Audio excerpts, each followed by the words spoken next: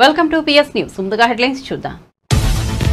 రిజర్వేషన్ల ఉపవర్గీకరణపై రాష్ట్రాలకు అధికారం ఉంటుందన్న సుప్రీంకోర్టు. విద్యా ఉద్యోగాల్లో రిజర్వేషన్ల ఉపవర్గీకరణ సమంజసమేనని వెల్లడి.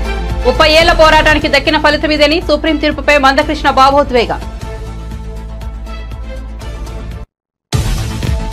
శ్రీశైలంలో ముఖ్యమంత్రి చంద్రబాబు మల్లన్నాలయంలో పూర్ణకుంభ స్వాగతం. స్వామివారికి ప్రత్యేక పూజలు చేసిన చంద్రబాబు. అనంతరం కృష్ణానదికి శాస్త్రోక్తంగా పూజా కార్యక్రమాలు.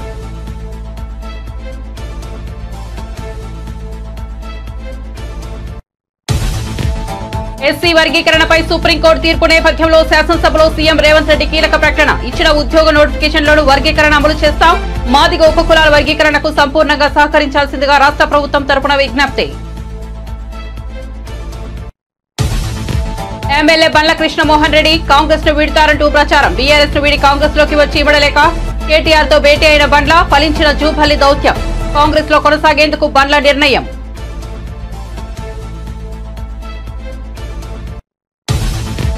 సీఎం ఛాంబర్ వద్ద బీఆర్ఎస్ ఎమ్మెల్యేల నిరసన. కేటీఆర్ హరీష్ రావు అరెస్ట్. సభ్యులకు క్షమాపణలు చెప్పాలని సీఎం ఛాంబర్ వద్ద నినాదాలు.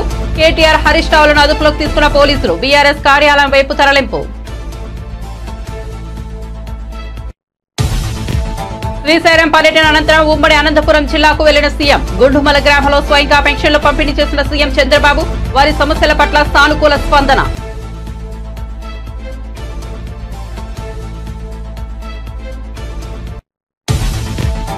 రేవంత్ రెడ్డి ప్రవర్తన తాలిబాన్లను తలపించేలా ఉందని ప్రశాంత్ రెడ్డి విమర్శ. తాము గంటల కొద్ది నిరసన తెలిపినా మాట్లాడే అవకాశం లేదని ఆగ్రహం. రేవంత్ అపరిచితుల అహంకారంలా వ్యవహరిస్తున్నారన్న ప్రశాంత్ రెడ్డి.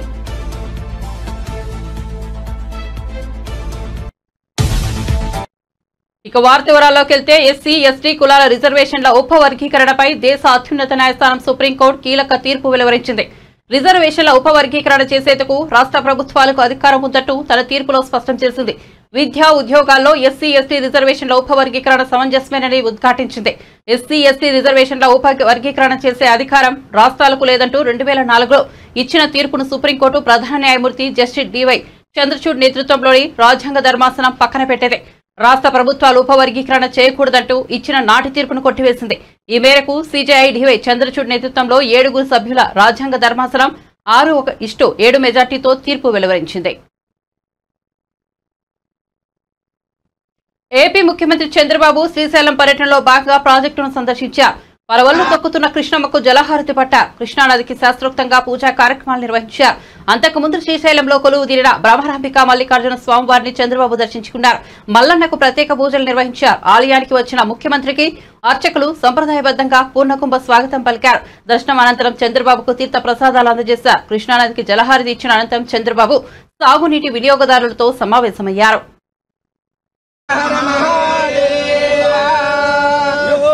पुष्पं वेद पुष्पवान् प्रजावान् पशुमान् भवति पुष्पवान् प्रजावान् पशुमान् भवति कर्पूरमङ्गलनीराजनं दर्शयामि नमस्करोमि नमः पार्वती पतये पुरुषाय विद्महे महादेवाय धीमहि तन्नः रुद्रः प्रचोदयात् सर्वविद्यानाम् ईश्वरः सर्वभूतानां ब्रह्माधिपतिर्ब्रह्मणाधिपतिर्ब्रह्मा शिवोऽमे अस्तु सदा सरस्वती नर्मदा सिन्धु कावेरी जलेऽस्मिन् सन्निधिं कुरु गङ्गा देवतायै नमो नमः पुष्पाणि समर्पयामि मधो पूर्णम्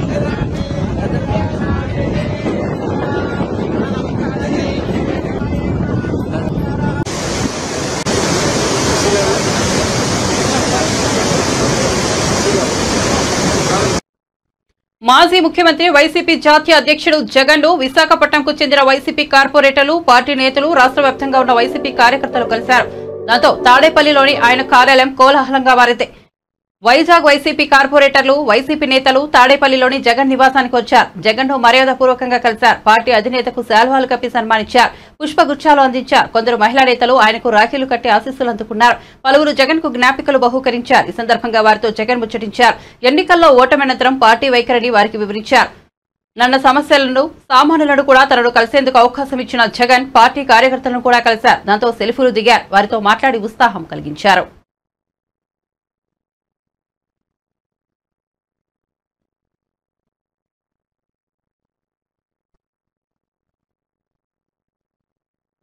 ఏపీ ముఖ్యమంత్రి చంద్రబాబు శ్రీశైలం పర్యటన ముగిసిన అనంతరం ఉమ్మడి అనంతపురం జిల్లా మడకశిర మండలం గుండుమల గ్రామానికి వెళ్లారు. అక్కడ ఎన్టీఆర్ భరోసా సామాజిక పెన్షన్ల పంపిణీ ప్రక్రియలో స్వయంగా పాల్గొన్నారు. గ్రామంలో పలువురు లబ్ధిదారుల ఇళ్లకు వెళ్లి తన చేతుల మీదుగా పెన్షన్ అందించారు. వారితో మాట్లాడి సమస్యలు తెలుసుకున్నారు. ఓబులమ్మ అనే వితంతు మహిళ ఇంటికి వెళ్లిన చంద్రబాబు ఆమెకు పెన్షన్ అందజేశారు. తన ఇల్లు సరిగా లేదని ఓబులమ్మ చెప్పడంతో చంద్రబాబు వెంటనే స్పందించారు. శ్రీ సత్యసాయి జిల్లా కలెక్టర్ను పిలిచి ఇల్లు బాగు చేయాల్సి ఇవ్వాలని ఆదేశించారు. నెక్స్ట్ మంత్ ఓపెన్ చేస్తాం.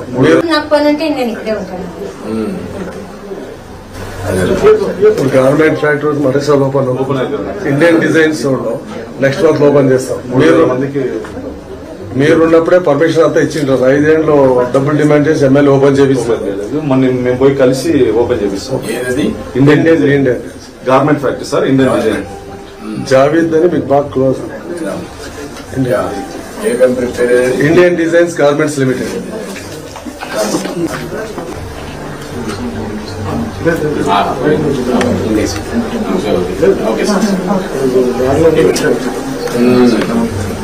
పిల్లలు బాగానే పని చేసుకుంటారమ్మా.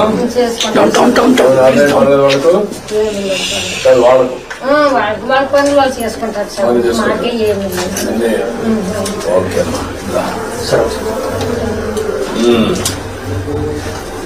ఓకే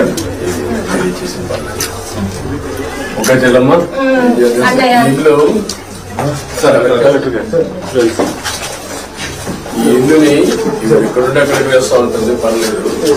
ఈ ఇల్లు రినోవేట్ చేసి నీట్ గా ఏం చేయగలుగుతుంది కట్టేసి రూఫ్ వేస్తారా, సెట్ చేస్తారా? ఏం చేయాలమ్మా? ఇల్లు బాగా చేయాలంటే ఏం చేయాలి? అది నీ ఉద్దేశం ఏంటి?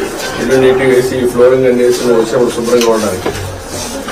అక్కడక్కడ తిరగదు బాగానే ఉంటుంది. పిల్లలు వచ్చినప్పుడు నీట్ గా పిల్లలు కూడా రావడానికి నీట్ గా కట్టేసి ఈ షీట్లన్నీ గ్రో అవ్వకుండా, లేకుంటే రూఫ్ వేసి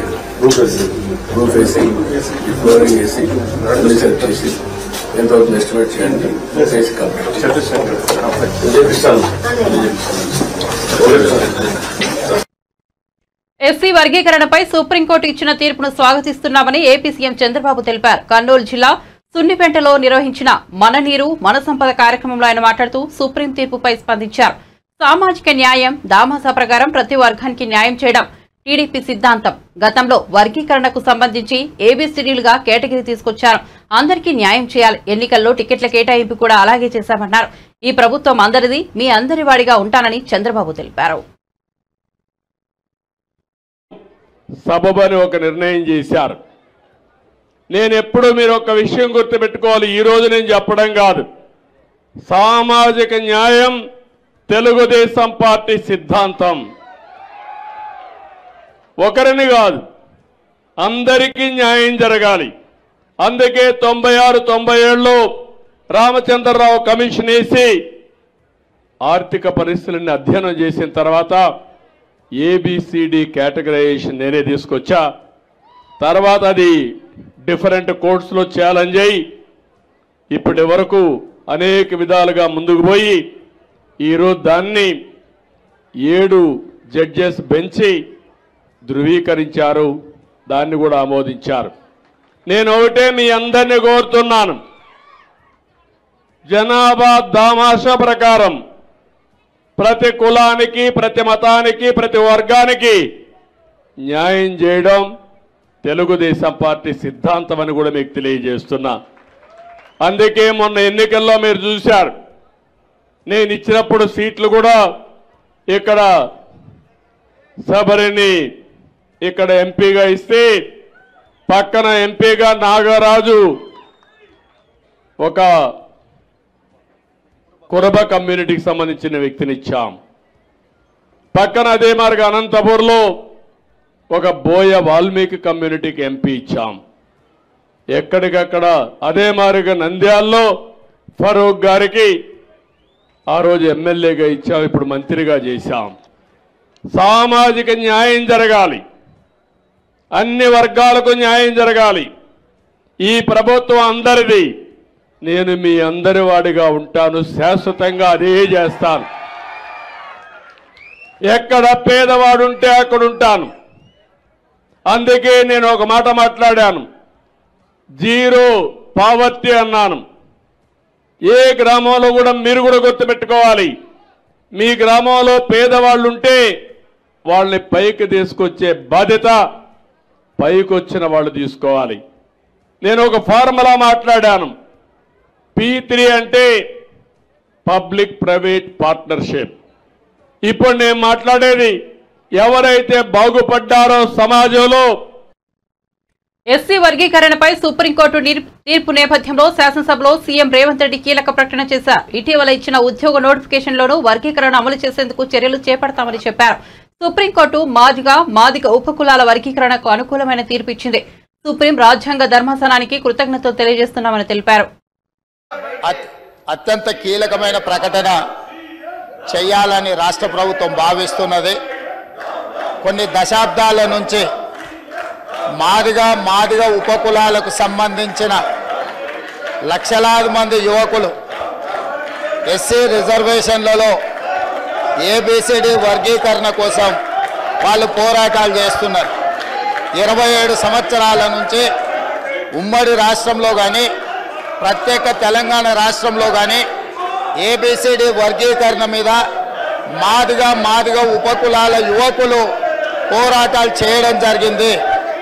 వారి పోరాటాల ఫలితం ఒకనాడు ఇదే శాసనసభలో మాదిగ ఉపకులాల వర్గీకరణ కోసం వాయిదా తీర్మానం ఇస్తే నాతో పాటు ఆనాటి శాసనసభ్యుడు సంపత్ కుమార్ను కూడా ఈ సభ నుంచి బహిష్కరించడం జరిగింది. గత ప్రభుత్వం ఏబిసిడి వర్గీకరణ మీద కేంద్రానికి ప్రధానమంత్రికి విజ్ఞప్తి చేయడానికి అఖిల పక్షాన్ని తీసుకెళ్తామని చెప్పి తీసుకుపోకుండా మాదిగ సోదరులను మోసం చేయడం జరిగింది.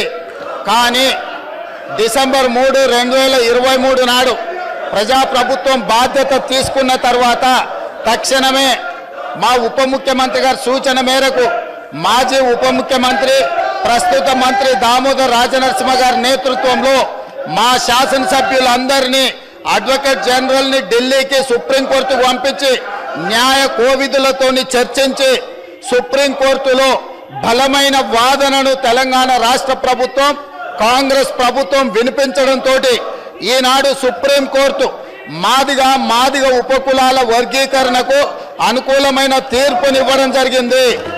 నేను మనస్ఫూర్తిగా సుప్రీంకోర్టు కాన్స్టిట్యూషనల్ బెంచ్కు రాజ్యాంగ ధర్మాసనానికి మనస్ఫూర్తిగా కృతజ్ఞతలు తెలియజేస్తున్నా. 7 మంది జడ్జిలలో 6 మంది జడ్జిలు రాష్ట్రాలకు ఏబిసిడి వర్గీకరణ చెయ్యడానికి అనుమతి ఇచ్చింది. తెలంగాణ రాష్ట్ర ప్రభుత్వం తరఫున నేను స్పష్టమైన ప్రకటన చేస్తున్నా.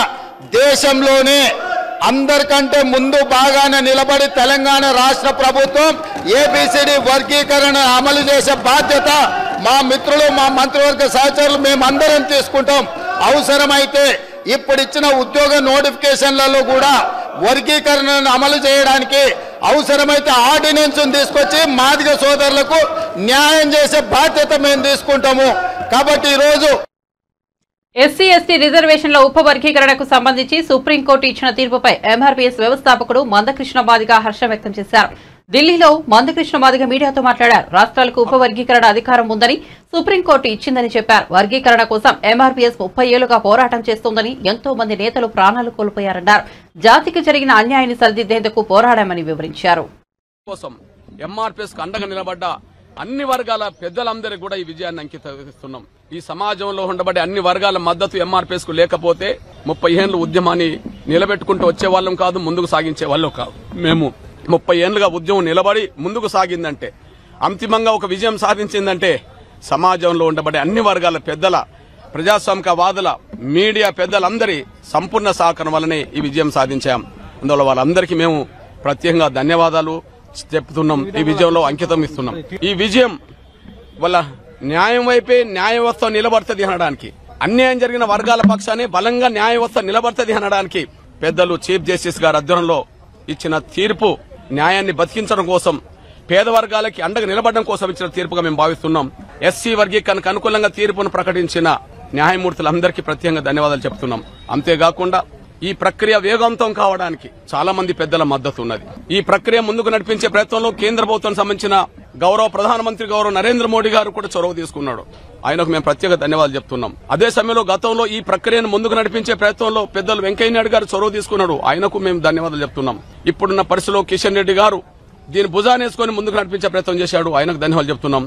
అదే సమయంలో రఘునందన్ రావు నుంచి మొదలుకుంటే, సంజయ్ గారి నుంచి మొదలుకుంటే, ఈటల రాజేంద్ర నుంచి మొదలుకుంటే ప్రతి ఒక్కరి పాత్ర, ప్రతి ఒక్కరి బాధ్యత కూడా ఈ విజయంలో ఉన్నది. వాళ్ళందరికీ నేను ధన్యవాదాలు కూడా తెలియజేస్తున్నాను. ఇవాళ షెడ్యూల్ కులాల వర్గీకరణ అనేది గతంలో చంద్రబాబు నాయుడు గారు ప్రభుత్వం చేసింది. ఆనాడు వర్గీకరణ చేసింది చంద్రబాబు నాయుడు గారే. ఇవాళ తీర్పు వచ్చే సమయానికి మళ్ళా ముఖ్యమంత్రిగా ఆంధ్రప్రదేశ్లో చంద్రబాబు నాయుడు గారే ఉన్నారు. ఆ వర్గీకరణ చేసిన చంద్రబాబు నాయుడు గారికి మేము ప్రత్యేకంగా ధన్యవాదాలు చెప్తున్నాం. ఆయన ఆనాడు వర్గీకరణ చేయకపోతే వేలాది ఉద్యోగాలు గతంలో మాకు వచ్చేది కాదు, విద్యావకాశాలు మాకు వచ్చేది కాదు. ఈ రోజు పోరాటం ముందుకు నడిపించడం వల్ల మన న్యాయం బతికింది అంటే ఆయన తీసుకొచ్చిన చట్టం వల్లనే మళ్ళా న్యాయం బతికినట్టుగా జరిగింది. అందువల్ల గౌరవ చంద్రబాబు నాయుడు గారితో పాటు వర్గీకరణ ఉద్యమానికి అండదండలందించిన ఈ 30 ఏళ్ల ఉద్యమం నిలబడడానికి, ఈ 30 ఏళ్ల ఉద్యమం ముందుకు సాగడానికి, అంతిమంగా విజయం సాధించడానికి అండదండలు అందించిన ప్రతి ఒక్కరికి, ప్రతి సామాజిక వర్గ పెద్దలందరికీ పేరు పేరున నేను ధన్యవాదాలు తెలియజేస్తున్నాను. ఈ విజయం మాత్రం అమరులకు, ఉద్యమకారులకు మద్దతు ఇచ్చిన సమాజానికి అంకితం ఇస్తున్నామనే విషయం కూడా తెలియజేస్తున్నాను. సుప్రీంకోర్టు అనుకూలమైన తీర్పిచ్చిన సమయంలో చంద్రబాబు నాయుడు గారు ముఖ్యమంత్రిగా ఉండడం అనేది మా జాతికి భవిష్యత్తుకు ఉపయోగపడుతుంది. రేపు వర్గీకరణ జరుగుతుంది. ఆ స్థానంలో మరొకరు కనుక ఉంటే మా వర్గీకరణ జరిగేది కాదు. సుప్రీంకోర్టు తీర్పు ఇచ్చినా కూడా దానికి ఏదో సాకులు చెప్పి కొంత అడ్డంకులు కల్పించడానికి ప్రయత్నం చేసేవాళ్ళు. ఇక్కడ చంద్రబాబు నాయుడు గారు ఉండడం వల్ల ఆ వర్గీకరణ అమలు జరుగుతుంది ఆంధ్రప్రదేశ్లో. అదే సమయంలో కాంగ్రెస్ తెలంగాణలో కూడా అనివార్యంగా అమలు చేయక తప్పదు. ఎందుకంటే కాంగ్రెస్ కూడా ఒక లాయర్ను పెట్టిందని చెప్పి రేవంత్ రెడ్డి గారు వాళ్ళు వీళ్ళు చెప్తున్నారు. కాబట్టి వర్గీకరణకు అనుకూలంగా లాయర్ పెట్టినప్పుడు, వర్గీకరణకు అనుకూలంగా తీర్పు వచ్చినప్పుడు ఖచ్చితంగా దాన్ని అమలు చేయక తప్పదు. ఇది కర్ణాటకలో కూడా అమలు చేయక తప్పదు. ఒక మాట చెప్పాలంటే రిజర్వేషన్ల సిస్టమే రెండో అడుగు వేయబోతుంది. దాదాపు స్వాతంత్రం వచ్చిన కాంచి, రాజ్యాంగం వచ్చిన కాంచి ఉమ్మడి రిజర్వేషన్ల విధానమే ఉన్నది. దానివల్ల అందుకున్నోళ్ళకే రిజర్వేషన్ల ఫలాలు అందినాయి, అందుకున్న కులాలకే రిజర్వేషన్ల ఫలాలు అందినాయి. కానీ ఇప్పుడు అట్లా కాకుండా అందుకోలేని వర్గాలకు, అందుకోలేని వ్యక్తులకు, కుటుంబాలకు ఇవాళ వర్గీకరణ ద్వారా న్యాయం జరగబోతుంది. అంబేద్కర్ రాజ్యాంగంలో రిజర్వేషన్ పొందుపరిచాడు. కానీ దాన్ని ముందుకు నడిపించే విషయంలో మాత్రం వర్గీకరణ ప్రక్రియను ఎంఆర్పీఎస్ ముందుకు నడిపించిందనే విషయం కూడా గుర్తు చేస్తున్నాను. వర్గీకరణ ప్రక్రియను వేగవంతం చేయడమే ప్రభుత్వాల మీద ఉన్న పని. అదే సమయంలో ఇక వర్గీకరణ ప్రక్రియకు సంబంధించిన అన్ని చర్యలు చేసేంత వరకు ఖచ్చితంగా ఆంధ్రప్రదేశ్లో గానీ లేదా తెలంగాణలో గానీ ఎక్కడ గానీ ఉద్యోగ నియామకాలు వెంటనే చేపట్టరాదని, ఖచ్చితంగా వర్గీకరణ సంబంధిత జీవోలు వచ్చిన తర్వాత మాత్రమే, మార్గనిర్దేశక సూత్రాలు వచ్చిన తర్వాత మాత్రమే నోటిఫికేషన్లు అనేది జారీ చేయాలని చెప్పి నేను విజ్ఞప్తి చేస్తున్నాను. ఏదైతే విద్యా సంస్థలు ఇంకా ప్రారంభం కాలేదో వాటిని అమలు చేయక తప్పదు. అమలు జరిగిన దాని గురించి కాదు కానీ అమలు జరగాల్సిన చోట మాత్రం అమలు చేయాల్సిందే. ఇప్పుడు నోటిఫికేషన్లను కూడా సరి చేసుకోవాల్సిన అవసరం ఉన్నది. ఎందుకంటే 30 ఏళ్ల పోరాటం, అన్యాయం జరిగిందనేది న్యాయ వ్యవస్థ కూడా అంగీకరించింది కనుక మళ్లీ వర్గీకరణ ప్రక్రియను వెంటనే అమలు చేయకపోతే మన న్యాయాన్ని మళ్ళీ అమలు చేసినట్టు కాకుండా పోతుంది, మళ్ళీ మాకు అన్యాయం జరుగుతుంది. కాబట్టి నోటిఫికేషన్లు కూడా అవసరం కూడా వెనుకకు తీసుకొని మళ్లీ రీనోటిఫికేషన్లు కూడా ఇచ్చి వర్గీకరణ ద్వారానే రీనోటిఫికేషన్ ఇవ్వాలని చెప్పి నేను అప్పీల్ చేస్తున్నాను. 2004 నుంచే వర్గీకరణ అమలు. గద్వాల ఎమ్మెల్యే బండ్ల కృష్ణమోహన్ రెడ్డితో మంత్రి జూపల్లి కృష్ణారావు భేటీ కావడం తెలంగాణ రాజకీయ వర్గాల్లో హాట్ టాపిక్ అయింది. అసెంబ్లీ ఎన్నికల్లో బీఆర్ఎస్ నుండి గద్వాల ఎమ్మెల్యేగా గెలుపొందిన బండ్ల కృష్ణమోహన్ రెడ్డి అనంతరం సీఎం రేవంత్ రెడ్డి సమక్షంలో కాంగ్రెస్ పార్టీలో చేరారు. అయితే కృష్ణమోహన్ రెడ్డి కాంగ్రెస్ పార్టీలో చేరడాన్ని ఆ నియోజకవర్గ నేతలు బహిరంగంగానే వ్యతిరేకించారు. కాంగ్రెస్ నేతలతో సమన్వయం కుదరకపోవడం, పార్టీ అధిష్టానం సయోధ్య ప్రయత్నాలు చేయకపోవడం తదితర కారణాలతో ఆయన కొంతకాలంగా అసంతృప్తితోనే కాంగ్రెస్ లో కొనసాగుతున్నారని టాక్ నడిచింది. ఇటీవల ఆయన బీఆర్ఎస్ వర్కింగ్ ప్రెసిడెంట్ కేటీఆర్ తో భేటీ కావడంతో మళ్లీ పార్టీ మారతారనే ప్రచారం జరుగుతోంది. కాంగ్రెస్ పార్టీ నేతలకు అందుబాటులో లేకుండా గత 2 రోజులుగా ఆయన అజ్ఞాతంలో ఉండటంతో బండ్ల కృష్ణమోహన్ రెడ్డి వ్యవహారం రాజకీయంగా చర్చనీయాంశంగా మారింది. పేపర్లలో రకరకాల వార్తలు వస్తుండటంతో ఏంటిది అని తెలుసుకోవడానికి రావడం జరిగింది. జ్వరం వచ్చినట్టు కూడా చెప్పడం జరిగింది, జరుగుతుంది పరామర్శ జరిగింది. ఏంటిదంటే అసెంబ్లీలో కారిడార్లో పాత సంబంధాలు కాబట్టి టీఆర్ఎస్ కలిసినప్పుడు మామూలుగా పలకరించుకోవడం, పరామర్శించుకోవడం అనేది ఒక లక్షణం, అంతే తప్ప ఏమీ లేదు. ఇవన్నీ కూడా ఊహాగానాలు, తప్పుడు ప్రచారం తప్ప ఇవన్నీ అటువంటి ఏమీ లేదని కూడా స్పష్టంగా చెప్పడం జరిగింది. అంతే తప్ప వేరేమీ లేదు. సో రావడం జరిగింది, కలవడం జరిగింది, మంచిగా టిఫిన్ పెట్టినారు. తర్వాత మరలా ఇంకో ప్రధాన ఇష్యూ ఏంటంటే ఈ సాగునీటికి సంబంధించి గద్వాల నియోజకవర్గానికి సంబంధించి సాగుకు సంబంధించి ఈ రేలంపాడు రిజర్వాయర్ ఏతుందో వాస్తవంగా 4 TMCల కెపాసిటీ తోటి దాన్ని నిర్మాణం జరిగింది. సరే రకరకాల కారణాలు ఏ జరిగిందో దాని అంటే కంప్లీట్ గా లీకేజ్ రావడం, సీపేజ్ రావడం, దాని మూలంగా 2 TMCల కంటే అసలు నింపే పరిస్థితి లేదు. ఇప్పుడు మొత్తం కంప్లీట్ చాలా చోట్ల విపరీతంగా డ్యామేజ్ అయ్యి అది మొత్తం లీకేజ్ అవుతా ఉంది. అసలు అది ఏమైనా జరిగితే ఉంటుందా జరిగితే అనేటువంటి పరిస్థితిలో ఉండేది. సో దాన్ని అంటే రైతాంగం కోసం దాన్ని సరి చేసే కార్యక్రమం కావచ్చు, అవకాశం ఉంటే దాన్ని పెంచే కార్యక్రమం కావచ్చు, రకరకాల ఇరిగేషన్ ఇన్స్టిట్యూట్స్ ఉన్నవి. ఈ యొక్క రైతాంగానికి సంబంధించి సాగునీటికి సంబంధించి పెండింగ్ వర్క్స్ ఏవైతున్నాయో వాటన్నింటిని కూడా వీలైనంత త్వరగా వాటిని పూర్తి చేసే కార్యక్రమం చేసి రైతులు మేలు చేసే కార్యక్రమం జరుగుతుంది. ఎందుకంటే ఏమీ లేదు. Thank you. గద్వాల ఎమ్మెల్యే ఏదైతే పార్టీ చేంజ్ చేయడని రకరకాల కథనాలు ఏవైతే వస్తున్నాయో ఆ కథనాలన్నీ కూడా వాస్తవాలు కాదని చెప్పేసి అపోహలను నివృత్తి చేయడానికే ఇక్కడికి రావడం జరిగింది. కృష్ణమోహన్ కూడా చాలా స్పష్టంగా చెప్పడం జరిగింది. ఈ నియోజకవర్గ అభివృద్ధిలో భాగస్వాములు కావాలని, ఈ నియోజకవర్గాన్ని అభివృద్ధి చేసుకోవాలనే లక్ష్యంతోనే నేను కాంగ్రెస్ పార్టీలో చేరడం జరిగిందని చెప్పింది. కాబట్టి తెలంగాణ అసెంబ్లీలో ముఖ్యమంత్రి ఛాంబర్ ఎంట్రన్స్ వద్ద ఆందోళన చేసిన బీఆర్ఎస్ ఎమ్మెల్యేలను పోలీసులు అదుపులోకి తీసుకున్నారు. సీఎం రేవంత్ రెడ్డి, ఉప ముఖ్యమంత్రి మల్లుభట్టి విక్రమార్క, సబితా ఇంద్రారెడ్డిపై చేసిన వ్యాఖ్యలను నిరసిస్తూ వారు సీఎం ఛాంబర్ వద్ద ఆందోళనకు దిగారు. సబితకు ముఖ్యమంత్రి క్షమాపణ చెప్పాలని వారు డిమాండ్ చేశారు. ఈ ఆందోళనలో BRS working president KTR, Siddipet MLA Harish Rao తదితరులు పాల్గొన్నారు. కేటీఆర్ సహా ఎమ్మెల్యేలను అసెంబ్లీ మార్షల్స్ బలవంతంగా బయటకు తీసుకొచ్చారు. పోలీసులు వారిని అరెస్ట్ చేసి బీఆర్ఎస్ భవన్ వైపు తీసుకెళ్లారు. పోలీసులు అరెస్ట్ చేసిన అనంతరం కేటీఆర్ మాట్లాడుతూ ఈ ముఖ్యమంత్రి తెలంగాణ ఆడబిడ్డలకు క్షమాపణ చెప్పే వరకు వదిలిపెట్టే ప్రసక్తే లేదన్నారు. మహిళా శాసనసభ్యుల పట్ల అనుచితంగా అగౌరవంగా మాట్లాడారని ఆగ్రహం వ్యక్తం చేశారు. క్షమాపణ చెప్పేదాకా వదిలిపెట్టాం. సీఎం సీఎం సీఎం సీఎం ముఖ్యమంత్రి వెంటనే క్షమాపణ చెప్పాలి తెలంగాణ మహిళా లోకానికి.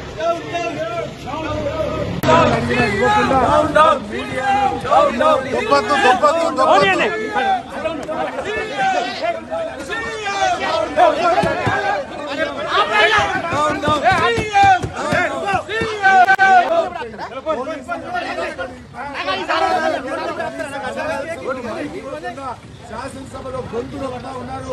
ఒక మహిళకు అన్యాయం జరిగితే మాట్లాడలేదు. ఎన్నిసార్లు స్పీకర్ గారిని కోరినా మైక్ లేకుండా ప్రజాస్వామ్యాన్ని గొంతు వస్తా ఉన్నారు. తెలంగాణ శాసనసభలో ప్రజాస్వామ్యం తెలంగాణ ఉద్యమంలో లేనప్పుడు కూడా ఆ రోజుల్లో ఈ ఆంక్షలు లేవు. తెలంగాణ ఉద్యమంలో లేని ఆంక్షలు ఈరోజు తెలంగాణ శాసనసభలో చూద్దాం. బీఆర్ఎస్ మహిళా ఎమ్మెల్యేల పట్ల సీఎం రేవంత్ రెడ్డి ప్రవర్తన తాలిబాన్లను తలపించేలా ఉందని బీఆర్ఎస్ ఎమ్మెల్యే మాజీ మంత్రి వేముల ప్రశాంత్ రెడ్డి ఆగ్రహం వ్యక్తం చేశారు. ముఖ్యమంత్రి చేసిన వ్యాఖ్యలతో సబితా ఇంద్రారెడ్డి కన్నీటి పర్యంతమయ్యారని ఆవేదన వ్యక్తం చేశారు. తెలంగాణ భవన్లో ఆయన మీడియాతో మాట్లాడుతూ తమకు మాట్లాడేందుకు సభలో అవకాశం కూడా ఇవ్వలేదన్నారు. అవకాశం ఇవ్వాలని స్పీకర్ వద్ద నిరసన తెలిపామన్నారు. తాము నిరసన తెలిపితే కిరాతకంగా మార్షల్స్ ను పెట్టి వ్యాన్లో ఎత్తిపడేశారని ఆరోపించారు. టీఆర్ఎస్ పార్టీ పొత్తు ఉన్నందుకే మీరు మొదటిసారి ఎమ్మెల్యేగా గెలిచినారు. ఆ సంగతి మర్చిపోవద్దు. కేసీఆర్ గారి ఎమ్మెల్యేలు, కేసీఆర్ గారి మంత్రులు తెలంగాణ కోసం తెలంగాణ ఉద్యమ సందర్భంలో అనేక సార్లు తమ పదవులకు రాజీనామాలు చేసి పెట్టారు. మంత్రి పదవులకు రాజీనామాలు చేసినారు, ఎమ్మెల్యే పదవులకు రాజీనామా చేసినారు. స్వయానా కేసీఆర్ గారు కేంద్ర మంత్రి పదవికి కూడా రాజీనామా చేసినాడు తెలంగాణ కోసం. ఆ రోజు తెలంగాణ సమాజం, యావత్ సమాజం, తెలంగాణ ఎమ్మెల్యేలారా, తెలంగాణ ఎంపీలారా, ఇగో టీఆర్ఎస్ పార్టీ వాళ్ళు రాజీనామాలు చేసినారు, మీరు కూడా రాజీనామాలు చేయండి అని అన్ని రాజకీయ పక్షాలకు పిలుపునిస్తే నువ్వు ఆ రోజు ఎమ్మెల్యేగా ఉండి రాజీనామా చేయకుండా పారిపోయిన వ్యక్తివి నువ్వు, తెలంగాణ ద్రోహి నువ్వా కేసీఆర్ రాజకీయ ప్రస్థానం గురించి మాట్లాడేది? అందుకే నేను అంటున్నా ఒక అజ్ఞానివని అంటా అన్నా, అందుకే మిమ్మల్ని నేను అహంకారివని అంటా అన్నా. రోజుకో మాట మాట్లాడతావు. ఒకరోజు సోనియా గాంధీని బలిదేవత అన్నావు, ఇవాళ ఏమంటున్నావు? దేవత అంటున్నావు. ఒక అపరిచితుడు లాగా రోజుకో మాట, పూటకో పార్టీ, అది నీ రాజకీయ ప్రస్థానం. కేసీఆర్ది ఏనాడు కూడా తెలంగాణ మాట తప్పితే, తెలంగాణ శ్రేయస్సు తప్పితే అని ఏనాడు కూడా వేరే దిక్కు చూడలేదు నీతిగా.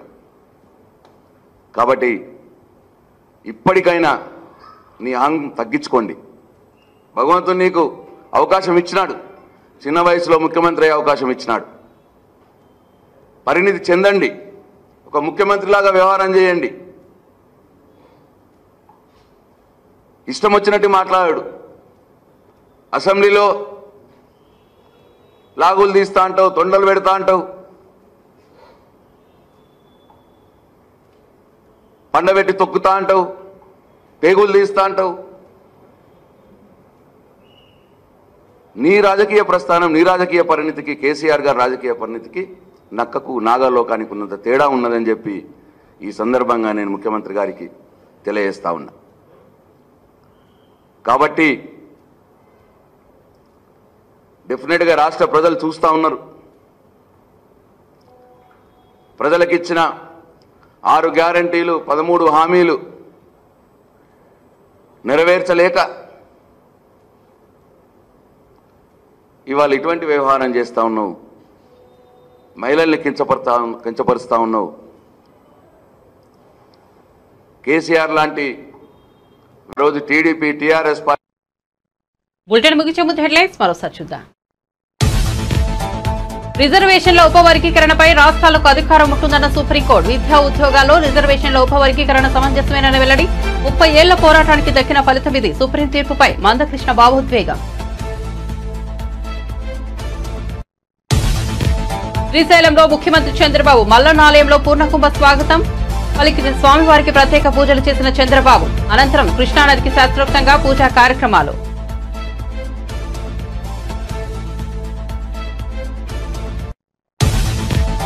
ఎస్సీ వర్గీకరణపై సుప్రీంకోర్టు తీర్పు నేపథ్యంలో శాసనసభలో సీఎం రేవంత్ రెడ్డి కీలక ప్రకటన.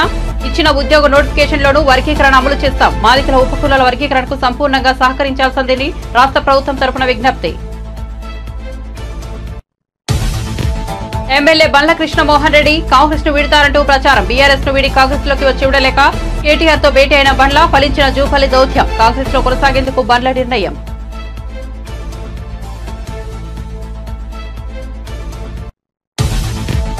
సీఎం ఛాంబర్ వద్ద బీఆర్ఎస్ ఎమ్మెల్యేల నిరసన. కేటీఆర్ హరీష్ రావు అరెస్ట్. సభ్యతకు క్షమాపణ చెప్పాలని సీఎం ఛాంబర్ వద్ద నినాదాలు. కేటీఆర్ హరీష్ రావులను అదుపులోకి తీసుకున్న పోలీసులు. బీఆర్ఎస్ కార్యాలయం వైపు తరలింపు. శ్రీశైలం పర్యటన అనంతరం ఉమ్మడి అనంతపురం జిల్లాకు వెళ్లిన సీఎం. గుండుమల గ్రామంలో స్వయంగా పెన్షన్లు పంపిణీ చేసిన సీఎం చంద్రబాబు. వారి సమస్యల పట్ల సానుకూల స్పందన.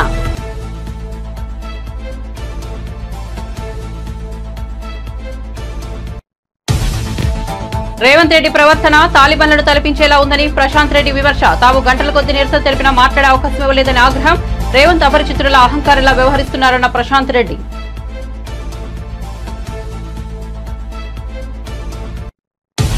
మరిన్ని అప్డేట్స్ కోసం చూస్తూనే ఉండండి PS న్యూస్.